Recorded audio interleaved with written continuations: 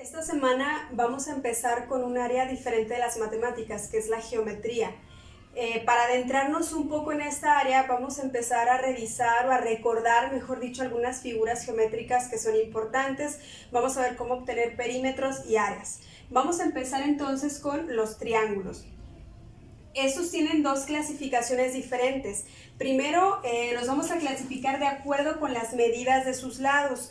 Ahí tenemos tres tipos de triángulo. El primero es un triángulo que se llama equilátero. Ahí lo vamos a revisar que tiene los lados iguales, ¿ok? Equilátero. El segundo es un triángulo que tiene únicamente dos lados iguales. Ese se llama isósceles. Esos dos lados que estoy marcando con dos líneas son los que son iguales justamente, y el otro es diferente, entonces dijimos que se llama isósceles. Y para terminar tenemos uno que tiene sus tres lados diferentes, desiguales, y ese se llama escaleno, más o menos así. Escaleno, triángulo, escaleno, vamos a poner 1, 2 y 3, indicando que cada una de las medidas son diferentes. Esa es la primera clasificación. Aquí hay algo muy importante como dato, una propiedad de los triángulos en general. Cualquier triángulo que esté formado por líneas rectas, porque también hay triángulos, aunque no lo crean, que tienen líneas curvas. Pero estos de líneas rectas, los ángulos internos, la suma de los ángulos internos da un total de 180 grados. ¿Okay? Si ustedes suman este ángulo más este, le da 180 grados. En el equilátero, 180 entre 3 pues son 60, por lo tanto cada uno de los ángulos, como es igual, mide 60 grados, ¿sí? Entonces así es como lo podemos distinguir. Acá no sabemos exactamente las medidas, sin embargo sabemos que la suma de los tres lados igual nos va a dar 180, y acá la misma situación, la suma de los tres ángulos internos me da 180 grados. Vamos con la segunda clasificación. La segunda es de acuerdo con la medida de sus ángulos. El primero, por ejemplo, ese que acabamos de poner acá, no necesariamente tiene que ser un equilátero, pero algo parecido a esto se llama acutángulo. ¿Por qué se llama de esta manera? Porque esto viene de agudo, ángulos agudos, ¿sí? Los agudos miden menos de 90 grados, ¿sí? Cada uno de sus ángulos entonces va a medir menos de 90 grados. Se los voy a poner por acá, menor que 90 grados, cada uno de los ángulos. El siguiente es un tipo de triángulo que ustedes seguramente van a revisar cuando estén en tercero de secundaria. Es un triángulo rectángulo. Lo voy a poner con una T acá. Triángulo rectángulo. ¿Por qué se caracteriza ese? Porque uno de sus ángulos es recto. ¿A qué se refiere con un ángulo recto? Que forma una especie de cuadradito que mide 90 grados. ¿Sí? Y ya los demás no nos interesa tanto cuánto mida, pero pues seguramente miden menos de 90 grados, ¿no? Entonces esa es la característica, repito, uno de sus ángulos mide 90 grados. Y para terminar es el ángulo, es el tipo de triángulo obtusángulo. ¿Por qué se caracteriza? Porque tiene un ángulo obtuso. El obtuso sería este. Digamos que así, haciendo un cálculo, sería más o menos como de 110 grados, es decir, va a medir más de 90 grados. Este digamos que mide 60. Entonces esa es la clasificación. Los siguientes tipos de polígonos son cuadriláteros. Esto, como el nombre lo indica, de quad, son un tipo de polígonos que tienen 4 lados. A eso los vamos a dividir en dos: paralelogramos y no paralelogramos. En el caso de los paralelogramos tienen la característica de que, por ejemplo, el cuadrado, en este caso, tiene sus 4 lados iguales, pero en el caso del rectángulo, el rombo y el romboide, puede ser que dos de sus lados son iguales, los lados, en este caso son los lados paralelos, y los otros dos son diferentes al inicial, ¿de acuerdo? Pero son iguales entre sí, es decir, estos son iguales y estos son iguales. El rombo también, si se fijan, tiene una parte En este caso son iguales los lados acá. Sin embargo, aquí la diagonal que se forma, ¿sí?, es más grande, por eso se llama de hecho diagonal mayor. Y la diagonal que se forma aquí es más pequeña y se llama de hecho diagonal menor. Ahora, en cuanto al romboide, es bastante similar al rectángulo, ¿sí? ¿Por qué? Porque esta parte que está punteada aquí, si nosotros se la quitamos y lo ponemos de este lado, formaría realmente un rectángulo, ¿sí? Entonces ese es el romboide, como les decía, esos dos lados iguales y estos dos lados también son iguales, los lados paralelos, es decir, que no se tocan entre sí. Por otro lado tenemos los no paralelogramos, como les comentaba, y esos se dividen en trapecios y trapezoides.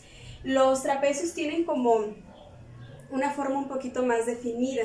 En el material que ustedes podrán encontrar en su guía van a ver que hay una clasificación también de trapecios. Se clasifican, al igual que en los triángulos, se clasifican también en isósceles, en rectángulo, ¿sí?, y en escaleno. ¿Bien?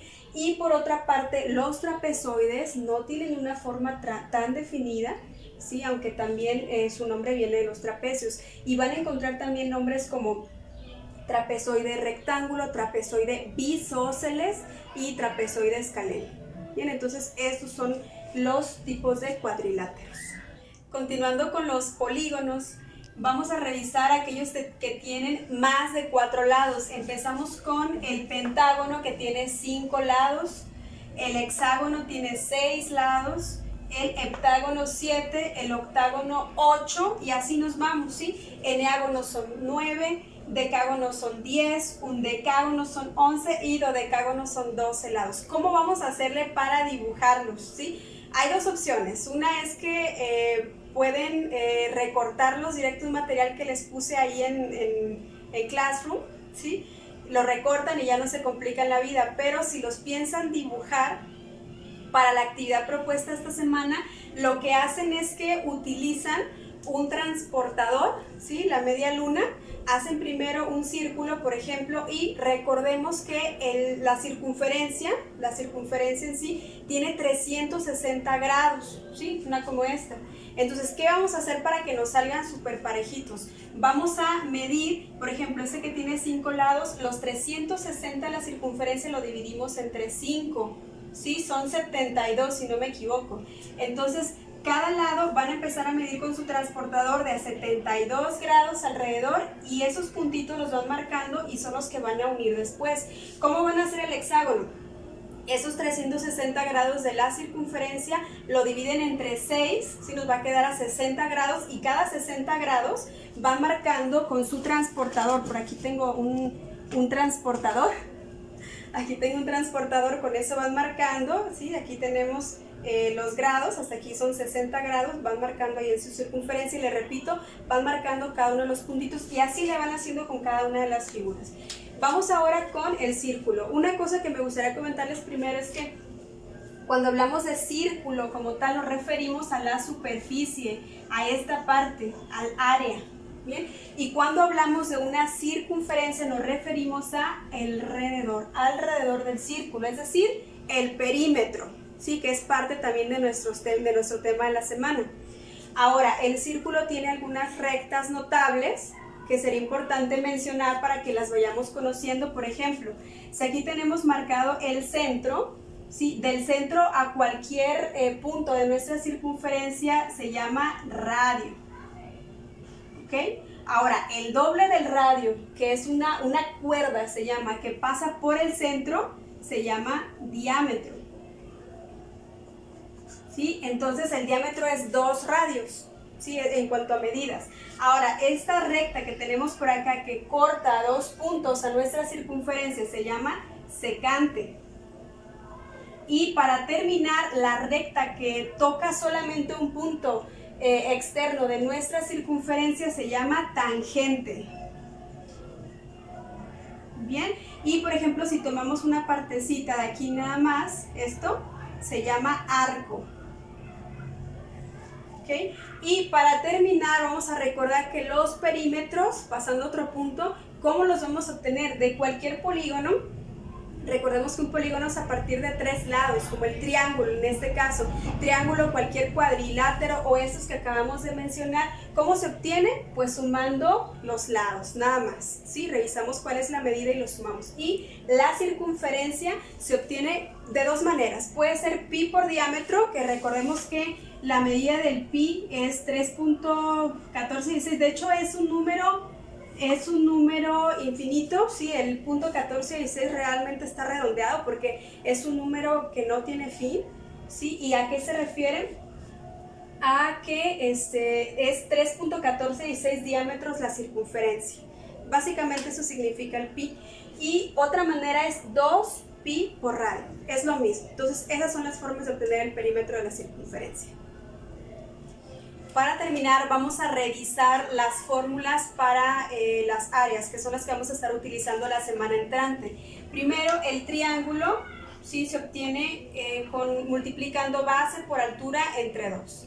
Luego, el cuadrado se obtiene multiplicando lado por lado o bien lado al cuadrado. Seguimos con el rectángulo, se obtiene multiplicando base por altura. Bien, ahora seguimos con el rombo. Como les decía hace un momento, tenemos una diagonal mayor, una diagonal menor. Estas se multiplican y se dividen entre 2 y esa es el área. Ahora tenemos el romboide, es la misma fórmula que el rectángulo, se multiplica únicamente base por altura. Seguimos con el trapecio y podemos encontrar una base menor, una base mayor. Estas se suman, se multiplican por altura y se divide entre 2, o bien podemos dividir entre 2 primero y luego multiplicamos por altura, realmente es lo mismo. Seguimos con el pentágono, ojo aquí, el pentágono, el hexágono, heptágono, octágono y demás, todos los que tienen de 5 lados hacia arriba se obtienen igual, es multiplicando el perímetro, o sea, primero hay que obtener el perímetro, multiplicamos por el apotema, que es, por ejemplo, en este caso, esta recta que tenemos acá, desde la mitad de uno de los segmentos hacia el centro, y el resultado lo dividimos entre 2. Seguimos con el círculo, el área se obtiene multiplicando pi por radio al cuadrado. ¿Okay? Entonces, esas son las fórmulas.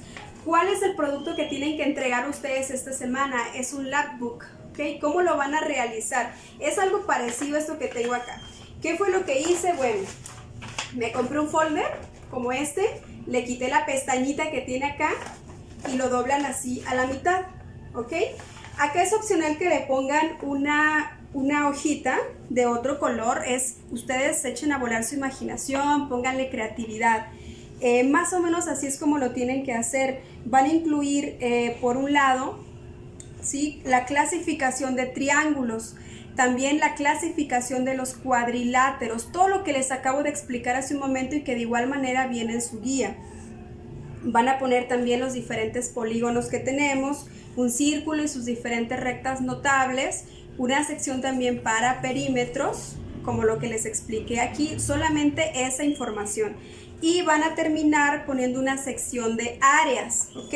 En las áreas, si se fijan, lo que yo hice aquí fue poner una especie de hojitas pequeñas y aquí fui dibujando cada una de las figuras y poniendo las fórmulas correspondientes. Aquí tengo la del pentágono, seguimos con el círculo, el trapecio, el romboide, el rombo, etc.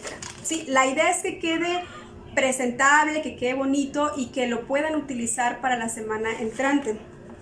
No se olviden de poner el título, sería geometría, y muy importante, su nombre, el grado y el grupo. Tiene que contener esta parte. Entonces, algo así es como debe quedar para finalizar su producto que, como les decía, se llama Labbook.